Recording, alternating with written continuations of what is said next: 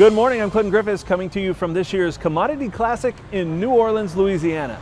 The event just getting underway today at the Ernest Memorial Convention Center, a short walk away from the French Quarter and on the banks of the Mississippi River, right next to the very important Port of New Orleans.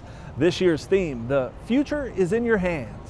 And that truly is the case for farmers this year, getting ready to make a host of planting decisions, and USDA's new supply-demand numbers just released may factor into that decision.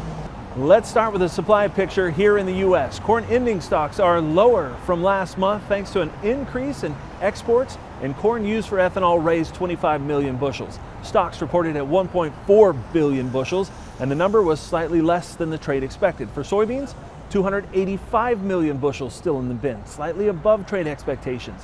Exports, they were raised 40 million bushels. Wheat coming in at 653 million bushels, with exports cut by 10 million bushels, a little higher than the trade was expecting. I would emphasize this super volatile market situation will be a threat to farmers potentially in the future. So even though this price plummet is not very likely at this moment, but still farmers should be always ready for this pessimistic scenarios as well. USDA also taking an early look at the impacts of the Russian invasion of Ukraine and what it's having on supplies. The agency stating in the latest supply-demand report, the military action has significantly increased the uncertainty of ag supply and demand conditions in the region and globally.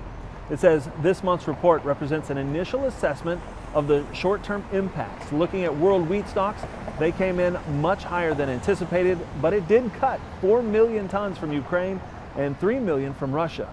It says the cuts are partially offset by increases from Australia and India, up 3.5 million combined.